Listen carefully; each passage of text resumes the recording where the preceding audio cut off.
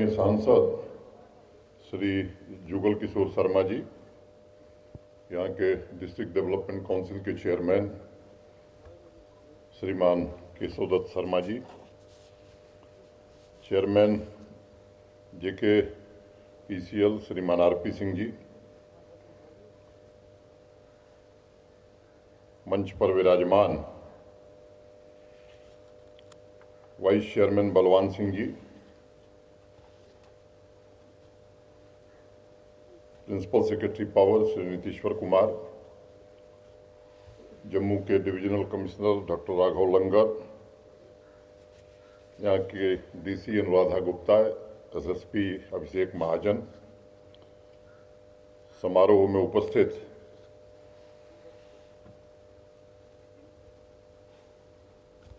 विजय Tagotra ji, Kamlesh Kumari ji, power grid के सभी वरिष्ठ अधिकारीगण और पीडीडी के जम्मू कश्मीर के सभी अधिकारी, साथी, देवियों, सज्जनों तथा पत्रकार मित्रों, पिछली 7 जुलाई को जम्मू में बर्न ग्रिड स्टेशन का उद्घाटन हो रहा था। तब मैंने एक बात कही थी कि वादों और सपनों की खेती अब जम्मू कश्मीर में बंद हो रही है। अब चुपचाप जमीन पर काम प्रारंभ हुआ है। जनता के हितों को सर्वोपरि मानते हुए नागरिकों के जीवन स्तर को बेहतर बनाने के लिए हम सब संकल्पित होकर के काम करेंगे। आज पावर ट्रांसमिशन के जिन 4 बड़ी परियोजनाओं तथा डिस्ट्रीब्यूशन की 18 परियोजनाओं को पूरा करके यहाँ के लोगों को समर्पित किया गया है, उसके पीछे निश्चित रूप से हमारे सहयोगियों की सेवा और सिद्धि की ये नई कार्य संस्कृति। मैं इसके लिए जेके पीटीसीएल, जेपीडीसीएल और पावर ग्रिड के सभी अधिकारियों और अभियंताओं और सहयोगियों को हृदय से बधाई देता हूं और धन्यवाद भी करता हूं। माननीय सांसद जी जब कह रहे थे तो एक बात मेरे ध्यान में बराबर आती है कि 2014 में इस देश में एक बड़ा बदलाव हुआ है और वो बदलाव देश की जनता के कारण हुआ है। और मुझे लगता है कि केवल देश की राजनीतिक शब्दावली नहीं बल्कि देश की कार्य संस्कृति में भी बड़ा बदलाव आया है। अब ये सच है कि उसके पदचिन्ह जम्मू कश्मीर आते आते 5 साल लग गए। वो 2019 में वो पदचिन्ह यहाँ आए और अब मुझे लगता है कि वो अपनी गति से आगे बढ़ रहे हैं। मैं बात शुरू करूं उसके पहले यहाँ एक सज्जन बैठे हैं श्री जगमोहन शर्मा। मैं व्यक्तिगत रूप से उनका बहुत हृदय से आभारी हूँ। मैं नया आया था पिछले साल, मुझे याद है इससे ठीक 13 महीने पहले मेरे कार्यालय ने बताया कि एक पावर ग्रिड के रिटायर्ड डीडी हैं, वो आपसे मिलना चाहते हैं। 2-3 बार इन्होंने कोशिश की, फिर मेरी इनसे मुलाकात हुई और जो तस्वीर इन्होंने जम्मू रीजन की खींची वो बड़ी भयावह थी। तो मुझे लगता है कि जगमोहन शर्मा को मैं इस काम का प्रेरक मानता हूं, जिन्होंने यहाँ की वास्तविक स्थिति से हमको अवगत कराया। उसके बाद पीडीडी के अधिकारियों के साथ चर्चा, फिर आरपी सिंह जी का आना, फिर एक टीम का बनना और सबका मिलजुल करके काम करना, मुझे लगता है कि उसके कारण स्थिति धीरे धीरे सुधर रही है। लोगों की जो आकांक्षा है, लोगों की जो आवश्यकताएं हैं, उनकी पूर्ति करना हमारा नैतिक दायित्व है। लेकिन काम जैसे जैसे तेजी से आगे बढ़ता है, आकांक्षाएं भी बढ़ती जाती हैं। वीरता और स्नेह की प्रतीक ये सांबा की जो भूमि है, आज कुल मिलाकर 216 करोड़ रुपए की परियोजनाएं आपके समक्ष जम्मू, सांबा, हीरानगर, कठुआ, उधमपुर और आसपास के इलाकों में आपकी विद्युत आवश्यकताओं की पूर्ति तथा आने वाले दिनों में जो वर्तमान इंडस्ट्री है उसके लिए और आने वाले दिनों में जो इंडस्ट्री आने वाली है उसको पर्याप्त बिजली उपलब्ध कराने की व्यवस्था में काफ़ी हद तक मदद करेगी। सांबा के निवासियों के लिए निश्चित रूप से एक ऐतिहासिक दिन है। मैं कहूँगा 2006 से आप प्रतीक्षारत थे कि जिला का दर्जा तो मिल गया, लेकिन सांबा का स्थानीय ग्रिड स्टेशन आते आते 16 साल लग गए, बहुत देर कर दी। अब मुझे लगता है कि अभी तक आपकी आपूर्ति, जैसा फिल्म में आपने देखा कि हीरानगर ग्रिड स्टेशन से होती थी, अब स्थानीय ग्रिड स्टेशन स्थापित होने से न केवल बिजली की आपूर्ति की व्यवस्था में सुधार आएगा, बल्कि जिस बात का जिक्र केशव दत्त शर्मा जी कर रहे थे, मैं आऊँगा आगे इंडस्ट्री पर, जो नए उद्योग लगेंगे उसके कारण रोजगार की संभावना भी प्रचुर मात्रा में बढ़ेगी। 7 दिसंबर को मैं यहाँ आया था, ब्रिगेडियर राजेंद्र सिंह जी की धरती पर, और सांबा के कस्बों और गांवों में भी नागरिकों को सुविधाएं पहुंचें जो बड़े शहरों जम्मू या श्रीनगर में हैं। उस दिन मैंने कहा था कि इसकी कोशिश आने वाले दिनों में हम करेंगे, और आज मुझे प्रसन्नता है कि आज़ादी के अमृत महोत्सव में इसकी शुरुआत हो गई है। मुझे बताया गया है कि सांबा तथा कठुआ के ग्रिड स्टेशनों द्वारा क्रमशः 100 मेगावाट की क्षमता का लक्ष्य रखा गया है, जिससे औद्योगिक क्षेत्र में क्रांतिकारी परिवर्तन के साथ युवाओं को रोजगार के अवसर भी उपलब्ध होंगे। वीडियो आपने विस्तार से देखा है, इसलिए उसके तकनीकी पक्ष में और विवरण में जाना मुझे लगता है कि समय गंवाना होगा। लेकिन ये भी सच है कि जो काम पहले होना चाहिए था वो देर से हो रहा है। मैं अगर तस्वीर आपको बताऊं पिछले 3 सालों की, तो जम्मू में गर्मी के दिनों में 2019-20 में मोटे तौर पर 1210 मेगावाट बिजली प्राप्त होती थी। पिछले साल 2021 में उसे बढ़ाकर 1281 मेगावाट किया गया, और इस साल मैं आपको कहने जा रहा हूं कि लगभग 1500 मेगावाट बिजली जम्मू रीजन के लोगों को मिलेगी। तो मोटे तौर पर पिछले साल लगभग 60 मेगावाट बढ़ी थी, और इस साल उसमें 200 मेगावाट हम और वृद्धि करने जा रहे हैं। विंटर्स की अगर मैं बात करूं तो 1260 मेगावाट 19-20 में मिलती थी, 1273 20-21 में मिली, अभी 1370 मेगावाट बिजली जम्मू के लोगों को मिल रही है। ये स्थिति दिन पर दिन सुधरती जाएगी। देश में पिछले 7-8 वर्षों में बिजली के क्षेत्र में बड़ा ही क्रांतिकारी बदलाव हुआ, सुधार भी हुए हैं, बिजली की आपूर्ति भी बढ़ी। ग्रामीण क्षेत्रों में भी अब 20-22 घंटे बिजली देश के अनेक हिस्सों में आती है। जम्मू और श्रीनगर में 20-22 घंटे बिजली देना एक चुनौती बना हुआ है, और मुझे लगता है कि बातें हमें जरूर ध्यान में रखनी चाहिए, और ये फैसला आने वाले दिनों में हम जरूर करेंगे। मीटरिंग तेज गति से हम करना चाहते हैं, प्रीपेड मीटर, जिसमें कोई गड़बड़ी की गुंजाइश न हो।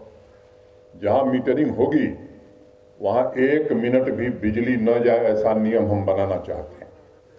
जो पैसा देगा उसे बिजली मिले, मैं समझता हूं ये उसका मौलिक अधिकार है। और इसमें केशव दत्त शर्मा जी और जुगल किशोर जी कह रहे थे कि एलजी साहब का और उनके प्रशासन का बड़ा सहयोग। भैया हमारा कोई सहयोग नहीं है, वो आपका सहयोग चाहिए हमको, तब आपको 24 घंटे बिजली मिल सकती है। ये बिना पैसे के बिजली ये व्यवस्था चल नहीं सकती।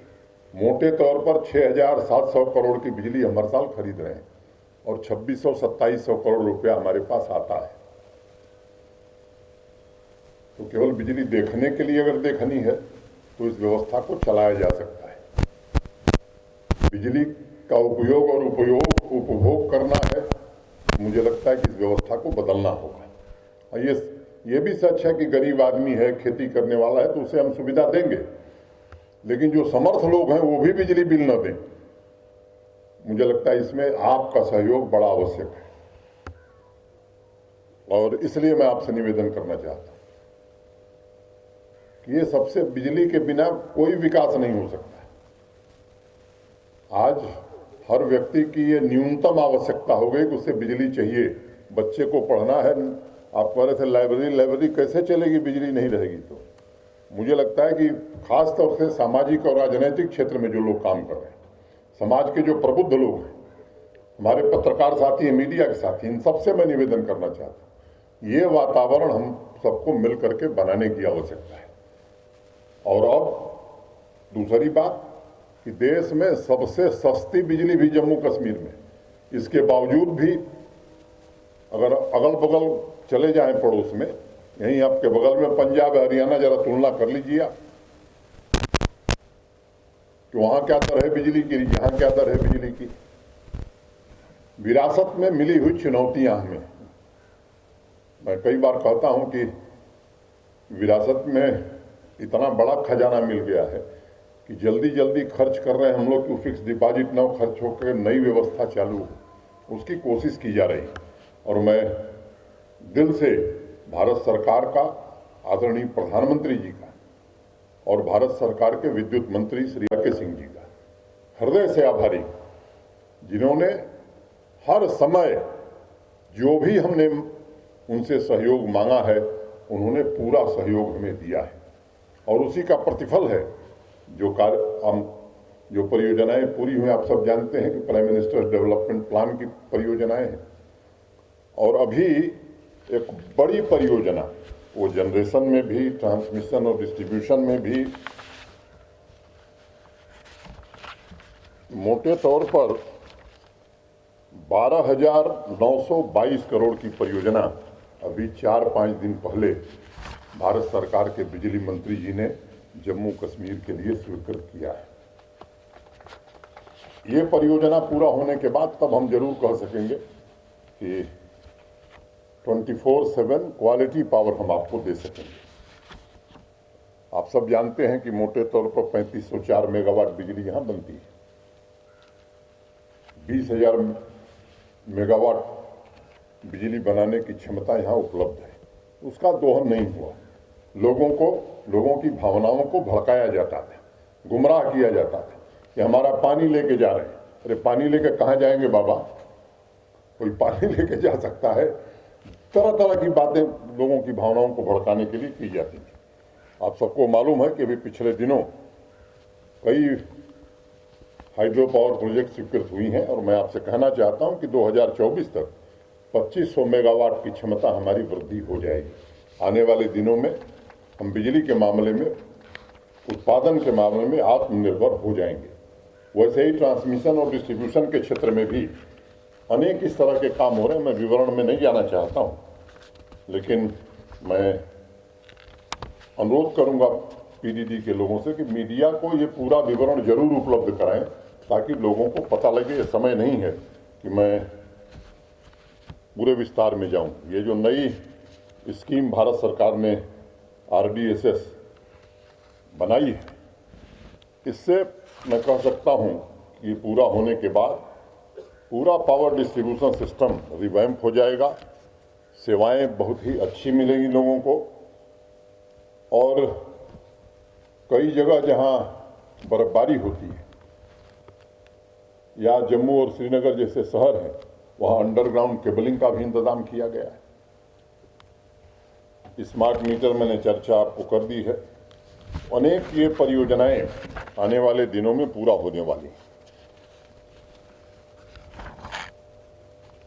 मजबूत ढंग से और आत्मविश्वास से परिपूर्ण होकर जम्मू कश्मीर आगे बढ़े, मैं समझता हूं कि ये भारत के प्रधानमंत्री जी की इच्छा है।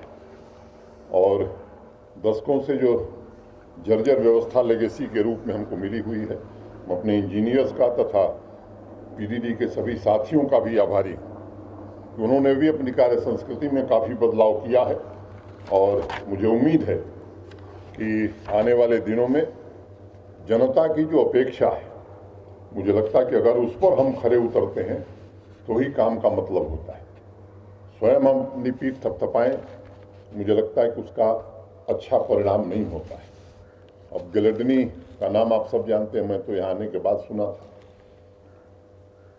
जगमोहन शर्मा जी ने ही मुझे बताया था। अब इस साल 31 मार्च तक वो काम पूरा हो जाएगा।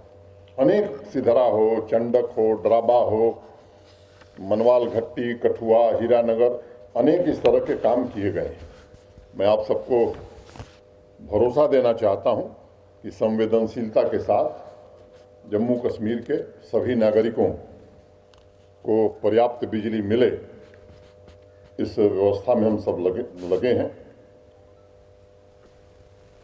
कभी कभी हैरान होता हूं कि इतना पैसा आने के बावजूद भारत सरकार ने इतना पैसा दिया तो भी बुनियादी सुविधाएं हम नहीं विकसित कर सके। अगर रोड सेक्टर की मैं बात करूं तो अभी 947 गांव हैं जो सड़क से नहीं जुड़े। आप सबको मालूम है कि श्रद्धेय वाजपेयी जब देश के प्रधानमंत्री थे तो प्रधानमंत्री ग्राम सड़क योजना प्रारंभ हुई। जब योजना शुरू हुई तो उस समय लक्ष्य था कि 1000 आबादी के जो गांव हैं उनको इस योजना में लिया जाएगा और उन्हें संतृप्त किया जाएगा। जब देश के बाकी हिस्से में आबादी 1000 रखी गई तो जो हिली स्टेट्स हैं, पहाड़ी राज्य हैं जिसमें जम्मू कश्मीर भी है, उसके लिए मानक 500 आबादी का था। प्रथम चरण पूरा हो गया देश में। दूसरा चरण पीएमजीएसवाई का 31 मार्च को खत्म होने जा रहा है। जब 1000 आबादी के सभी गांव जुड़ गए और हिली स्टेट्स में 500 आबादी के सभी गांव जुड़ गए, तब सरकार ने मानकों में बदलाव किया और देश के बाकी हिस्सों में 500 आबादी के गांव और पहाड़ी क्षेत्रों में 250 आबादी के गांव सब जोड़े जाएं। 31 मार्च को देश के बाकी राज्यों और बाकी हिली स्टेट्स के सभी गांव जुड़ जाएंगे, जम्मू कश्मीर को छोड़ करके। 947 गांव अभी भी बचे हुए हैं। सम्माननीय प्रधानमंत्री जी से मैंने विशेष रूप से आग्रह किया, उन्होंने भरोसा दिया है कि इन गांवों के लिए भी हम ग्रामीण विकास मंत्रालय को निर्देशित करके पैसे का इंतजाम करेंगे। मुझे लगता है कि कनेक्टिविटी किसी भी क्षेत्र के लिए बड़ा अनिवार्य है, और खासतौर से जम्मू संभाग में। कई लोग इस वजह से नहीं आते कि यात्रा में ही 5 घंटे 6 घंटे लग जाता है। मुझे याद है जब मैं आया था यहाँ 8 अगस्त को, पहली बार मैं स्वतंत्रता दिवस के बाद रियासी आया था, तो जो मिलेगा साहब ये जम्मू से चलते हैं तो श्रीनगर पहुंचने में अगर महीने में 4 बार यात्रा करें तो अस्पताल में दाखिल होना पड़ता है, बैक एक हो जाती है, 11 घंटे लगते हैं। अब 5 घंटे में लोग सुविधापूर्वक पहुंच जा रहे हैं। और मैं आपको कहना चाहता हूं कि ऐसी स्थिति भी आएगी कि 4 घंटे में आराम से पहुंच जाएंगे। अब जम्मू कश्मीर के लोग ये स्वप्न देख सकते हैं कि कटरा से दिल्ली 6 घंटे में पहुंच जाए। ऐसी सड़क का निर्माण भी प्रधानमंत्री जी के सहयोग से हो रहा है। 1500-1600 किलोमीटर सड़क बनती थी, अब 3300-3400 किलोमीटर सड़क बन रही है। मोटे तौर पर यहाँ एक शब्द बड़ा इस्तेमाल होता है, हम लोग ब्लैक टॉपिंग कहते हैं या मैक्डेमाइजेशन कहते हैं। 4500 मैक्डेमाइजेशन होता था, इस साल हम 8000 किलोमीटर कर रहे हैं।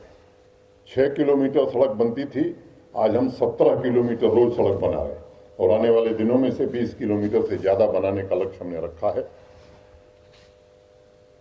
17 को मैंने कार्यक्रम में कहा था कि भारत सरकार की मीटिंग है, उसमें जम्मू और श्रीनगर की मेट्रो रेल भी भारत सरकार स्वीकृत कर देगी। ये सभी जो परियोजनाएं हैं ये विकास की नई परिभाषा गढ़ रही। बुनियादी ढांचे का विकास, मैं समझता हूं कि ये हम सबका उद्देश्य है और जम्मू कश्मीर का आर्थिक विकास, उसमें तेजी आवे, बहुआयामी आधार बने ताकि रोजगार के भी अवसर मिले, सामाजिक असमानता का अभिशाप भी समाप्त हो। एक बड़ी चुनौती है विकास के पहिए को आगे बढ़ाते हुए समाज का कोई तबका छूट न जाए, और इसलिए समेकित मैं कहूँ सबका विकास ही आवश्यक है। जो बात अभी एमपी साहब कह रहे थे, मैं बात कर रहा था इंडस्ट्रियलाइजेशन की। अभी मित्रों एक छोटी बात का जिक्र करना चाहता हूँ, इसमें बड़ा अखबारों और मीडिया के साथी भी बहुत चर्चा कर रहे हैं, आप सब भी चर्चा कर रहे हैं। अभी मोटे तौर पर जब से मैं आया हूँ लगभग 13,000 लोगों को, नौजवानों को नौकरी मिली है, सरकारी नौकरी की बात करें। और मैं इस सभा में चुनौती के साथ कहना चाहता हूं, एक भी नियुक्ति किसी दूसरे आधार पर योग्यता और पारदर्शिता के अलावा नहीं हुई है। एक भी, कोई किसी नियुक्ति पर उंगली नहीं उठा सकता। नेहा शर्मा यहीं बगल की लड़की है, एक दिन मुझसे मिलने आई थी। उसने कहा कि साहब मेरे पिताजी ठेला लगाते थे, सब्जी बेचते थे। मैंने सोचा नहीं था कि जम्मू कश्मीर में भी मेरे जैसे गरीब परिवार की बच्ची को नौकरी मिल जाएगी। डोडा से एक नौजवान आया था, आकिब नाम का। उसके सर से पिता का छाया उठ गया। आया और कहा कि साहब मैंने तो कभी नहीं सोचा था, उसे भी नौकरी मिल गई। तो अनेक इस तरह 20,000 पद हमने और विज्ञापित किए हैं। अब एक नया प्रश्न खड़ा हुआ है, जो विज्ञापन निकले थे उनको रद्द क्यों कर दिया जी साहब। एक दिन प्रेस में मैंने विस्तार से बताया, यहां इसलिए बता रहा हूं कि आप लोग भी अपने साथियों को बता दीजिए। 2004 में जिन पदों का विज्ञापन हुआ था, अभी 22 आ गया, नियुक्ति नहीं हुई है। 31 अक्टूबर 2019 को स्टेट रीऑर्गेनाइजेशन एक्ट देश की संसद ने पारित किया। आरक्षण की व्यवस्था अनुसूचित वर्ग, पिछड़े वर्ग, आर्थिक रूप से कमजोर लोगों को नहीं थी, वो व्यवस्था अब यहां हो गई है। लद्दाख के पद लद्दाख को वापस दे दिए गए हैं। जो एक व्यवस्था चलती थी इंटरव्यू के नाम पर किसी को नौकरी दे देना, उस व्यवस्था को भी आते ही मैंने समाप्त कर दिया। अब क्लास 3 और क्लास 4 के पदों के लिए रिटन एग्जाम के अलावा कोई साक्षात्कार नहीं होगा। इसलिए उन पदों को हमने वापस लिया है। 2 महीने में हम विज्ञापित करेंगे और आने वाले 16 महीनों में इन सारे पदों को भर करके यहाँ के नौजवानों को नौकरी दे दी जाएगी। अब एक प्रश्न खड़ा होता है कि जिन लोगों ने उस समय आवेदन किया था उनका क्या होगा? ओवरेज हो गए, उनको भी वन टाइम रिलैक्सेशन दे रहे हैं। जिन्होंने आवेदन किया था उनको भी पूरा अवसर मिलेगा। योग्यता होगी तो निश्चित रूप से उन्हें भी रोजगार मिलेगा। लेकिन कुछ लोग हैं यहाँ विद्वान बहुत हैं, हम लोग हर चीज नहीं जानते। पावर सेक्टर है तो आरपी सिंह जी को बुलाया है। यहाँ अनेक पावर ग्रिड के लोग हैं, हमारे जम्मू कश्मीर के इंजीनियर हैं, जिनसे हम सलाह करते हैं। जो बात नहीं समझ में आती विशेषज्ञ ही बताया। यहाँ हर चीज के विशेषज्ञ हैं। किसी बात पर बड़ी विशेषज्ञता के साथ राय देना, मैं समझता हूं इससे अब बचने की जरूरत है, क्योंकि अब चीजें जरा दूसरी दिशा में चल रही। मैं इंडस्ट्री की बात कर रहा था। मित्रों, जब भारत सरकार ने new industrial scheme Jammu Kashmir के लिए घोषित किया, तो उस समय देश के गृह मंत्री जी के साथ मेरी चर्चा हो रही थी। उन्होंने कहा कि 20-25 हजार करोड़ का इन्वेस्टमेंट तो मनोज जी जरूर आएगा। और मैं आभारी हूं भारत के गृह मंत्री का, जिन्होंने विशेष रुचि लेकर के देश की सबसे बेहतर इंडस्ट्रियल स्कीम बनाई जम्मू कश्मीर के लिए। हमारे जो सबसे नजदीक का राज्य है इंसेंटिव देने में, उससे हम 100% ज्यादा इंसेंटिव जम्मू कश्मीर में दे रहे हैं। और उसका रिस्पांस आज देखने को मिल रहा है। जो अनुमान हमने किया था कि 20-25 हजार करोड़, आज मैं बहुत जिम्मेदारी के साथ ये बात कहना चाहता हूं, कम से कम 70,000 करोड़ का इन्वेस्टमेंट जम्मू कश्मीर में आ रहा है। 50,000 करोड़ के प्रस्ताव हमारे इंडस्ट्री डिपार्टमेंट के पास लोगों ने जमा कर दिए हैं, फीस जमा कर दी है, डीपीआर जमा कर दी। जमीन अलॉटमेंट का काम इंडस्ट्री डिपार्टमेंट ने शुरू कर दिया है और 20 फरवरी तक वो काम खत्म हो जाएगा। मैंने जितनी जमीन हमारे पास थी, 20 फरवरी को अब जमीन नहीं बचने वाली। हम कोशिश कर रहे हैं कि नई जमीन ली जाए, सरकार भी कोशिश कर रही है। कानूनों में बदलाव किया है, चेंज ऑफ लैंड यूज। किसान को भी हक है कि वो अपनी जमीन का मालिक है, वो जैसे चाहे वैसे उपयोग करे। अगर मैं शहर में रहने वाला नागरिक अपने जमीन पर माल बना सकता है, तो खेती करने वाला किसान जिसके खेत में पानी नहीं जाता है, वो भी इंडस्ट्री के लिए जमीन बेच सकता है। ये उसका अधिकार है। कोई सरकार, कोई प्रशासन उसके अधिकार को छीन नहीं सकता। इसलिए ये कानून बनाया और 30 दिन में भूमि परिवर्तन का जो कानून बनाया है, change of land use, mandatory कर दिया है कि 30 दिन में देना ही पड़ेगा डीसी साहब। एक गैर मुमकिन खड्ड दरिया किसान की जमीन 50 साल से पानी नहीं गया, ना आप उसको बेच सकते हैं, ना उस पर आप कुछ बना सकते हैं। ये 60 सालों से इसका दंश आप झेल रहे थे, उसका भी फैसला हो गया। 3 महीने में जम्मू, सांबा और कठुआ, इन 3 जिलों के जो इस तरह की जो भी जमीनें हैं इस तरह की, हमारे अफसरान, डीसी साहिबान और हमारे डिविजनल कमिश्नर, रेवेन्यू सेक्रेटरी 3 महीने में यहाँ का काम हम खत्म कर देंगे। कुछ इंडस्ट्री के लिए ज़मीनें हैं, डीसी साहिबान को हमने कहा कि भाई उसको प्राथमिकता के आधार पर कर लो, क्योंकि 20 फरवरी के पास हमारे पास ज़मीन नहीं होगी। तो ये एक बड़ा परिवर्तन अभी पिछले दिनों रियल इस्टेट समिट जम्मू में हुआ था। अब हम सरकारी ज़मीन में महल बनाएंगे, लेकिन गरीब आदमी को सस्ते में घर मिले, ये हमें गंवारा नहीं है। ये परंपरा यहाँ चलती आ रही थी। उस परंपरा को पूरी तरह से समाप्त करने का संकल्प भारत के प्रधानमंत्री ने लिया है और उसे 1 साल में पूरी तरह समाप्त कर दिया जाएगा। गरीब आदमी को भी सस्ते दर पर घर मिले, गरीब आदमी के भी रहने का उसको भी हक है, उसको भी सारी सुविधाएं मिले, इसका इंतजाम निश्चित रूप से जम्मू कश्मीर में किया जाएगा। मैं अनावश्यक आगे बढ़ता जा रहा हूँ। जीडीसी चेयरमैन साहब ने बहुत सारी बातें बताई हैं। मैं आग्रह करूंगा कि अभी जो भारत सरकार ने बजट प्रस्तुत किया है, कृपा करके आप सब लोग जो बॉर्डर एरिया में रहते हैं एक बार उसे पढ़ने की कोशिश करिए।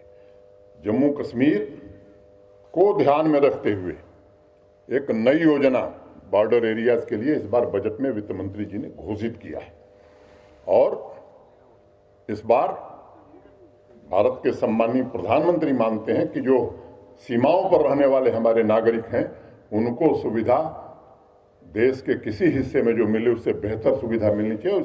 इसका प्रबंध भारत के वित्त मंत्री जी ने अपने बजट में किया है। अब बजट में किया है तो कल ही काम नहीं शुरू हो जाएगा ये, क्योंकि यहाँ एक बड़ी आदत है, आज बोल दिए तो कल है साहब, अभी तक हुआ नहीं। अब जम्मू कश्मीर का बजट पारित होगा, उसमें पैसा आएगा, जिले के हमारे अधिकारी उन योजनाओं को बनाएंगे, आपके सहयोग से बनाएंगे, आपकी सलाह से बनाएंगे। आपका बड़ा दायित्व है, उसको बनवाइए और समय सीमा में उसका अनुपालन कराइए। मैं समझता हूं कि अब वाइब्रेंट विलेज बॉर्डर एरिया के बने, इस दिशा में माननीय प्रधानमंत्री जी ने 174 सीमांत गांवों को जीते जागते रूप में परिवर्तित करने का फैसला भारत सरकार ने किया है। अगर ट्रैवल टेक प्लेटफॉर्म पर भी अब यहाँ के ग्रामीण क्षेत्रों के नौजवान ओयो ग्रुप के साथ रूरल टूरिज्म को बढ़ावा दे सकते हैं और उस दिशा में भी हम काम कर रहे हैं। और ऐसे हर नौजवान को जो अपने घर में एक कमरा बनाएगा 50,000 हम सहायता, आर्थिक सहायता उसको देंगे और समय के अनुसार अगर जरूरत पड़ी तो इसे बढ़ाकर 1 लाख भी करेंगे, ताकि नौजवान स्वयं अपने घर में इस काम को कर सके। तो बुनियादी सुविधाओं पर जहां हम ध्यान दे रहे हैं, वहीं खेती, बागवानी और रोजगार। अब टूरिज्म की अगर मैं बात करूं तो देश में सबसे ज़्यादा टूरिस्ट आजकल जम्मू कश्मीर में ही आ रहा है। सारे रिकॉर्ड टूट गए, अभी तक इतने टूरिस्ट कभी जम्मू कश्मीर में आए नहीं। रोजमर्रा का जो मेरा काम है उसमें एक काम और मेरे पास आ गया है। देश के किसी हिस्से से फोन आता है, साहब हम आना चाहते हैं लेकिन होटल में कमरा नहीं मिल रहा है। क्यों नहीं मिल रहा है? क्योंकि होटल बनने नहीं दिया गया।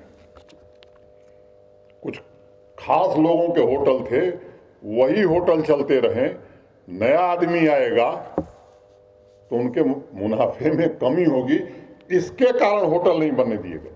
उस क्षेत्र में भी हम विचार कर रहे हैं, आने वाले दिनों में होटल भी बनेंगे ताकि लोग देश भर से, दुनिया भर से आएं और उचित दाम में रह सके। मुझे लगता है कि तभी ज़्यादा लोग और यहाँ आएंगे। मैं केशवदत्त शर्मा जी ने कई बातें उठाई हैं, अब एक एक का जिक्र करना मैं समझता हूँ कि उनके वो सबसे महत्वपूर्ण बात का मैंने जिक्र किया है। समय पर बाकी चीज़ों का भी जिक्र किया जाएगा। मैं फिर से जिन लोगों ने इस परियोजना को पूरा किया है, जिन्होंने मार्गदर्शन दिया है, जिन्होंने काम किया है, उन सबको हृदय से धन्यवाद देता हूं, अभिनंदन करता हूं। मैं बार बार कहता हूं कि हमारी सरकारी व्यवस्था में एक बड़ा दोष है और मुझे उम्मीद है कि प्रधानमंत्री जी उसकी चिंता कर रहे हैं, आगे करेंगे भी। सरकारी व्यवस्था में दो सबसे बड़ा यह है कि जो अच्छा काम करता है उसे पुरस्कृत करने का कोई तरीका हमारे पास नहीं, और जो खराब काम करता है उसे दंडित करने का भी कोई तरीका नहीं। ये बड़ा मुश्किल काम है। कभी कभी पहचानने में मुश्किल हो जाता है कि कौन सही कर रहा है कौन गलत, हम लोग भी गफलत खा जाते हैं। तो मुझे लगता है कि ये व्यवस्था जिस दिन हो जाएगी काम अपने आप ठीक होने लगेगा। पारदर्शिता पर भी, ट्रांसपेरेंसी पर भी हम सब काफ़ी जोर दे रहे हैं। जो भी पैसा प्रशासन का, सरकार का आपके काम के लिए जा रहा है, हमने ये व्यवस्था की है कि आप उस काम को खुद देख सकते हैं कि कितना पैसा है, कितना काम हो रहा है, कितनी प्रगति है। देश के किसी राज्य ने ये नहीं किया। मैं चुनौती के साथ ये बात कहना चाहता हूँ, आम नागरिक देख सकता है। इसलिए मैं आप सबसे निवेदन करूंगा कि बिजली तभी ठीक मिलेगी जब आप चाहेंगे। बिजली चाहिए 24 घंटा और बिल एक भी नहीं देंगे तो ऐसी बिजली अब मिल नहीं सकती। और इसलिए मैंने आपसे आज शेयर किया है कि जब मीटर लग जाएगा तो जो मीटर्ड एरिया है वहाँ कोई कटौती नहीं होगी। कोई टेक्निकल फॉल्ट हो गई तो अलग बात है, अदरवाइज मीटर्ड एरिया में 1 मिनट की कटौती पीडीडी नहीं करेगा। इसलिए सबसे मेरा निवेदन है, अखबारों में देख रहा हूँ कि मीटर नहीं लगाने देंगे, तो नहीं लगाने देंगे तो बिजली भी नहीं पाएंगे। ये बात मैं कहना चाहता और मैं सबसे निवेदन करना चाहता, खासतौर से चुने हुए प्रतिनिधियों से, पत्रकार मित्रों से और सामाजिक क्षेत्र में काम करने वाले लोगों से कि इसमें पीडीडी का सहयोग करिए। एक बेहतर व्यवस्था की ओर हम बढ़ रहे हैं और इस व्यवस्था में हम हर तरह से आगे बढ़ेंगे। बहुत बहुत धन्यवाद। नमस्कार। जय भारत।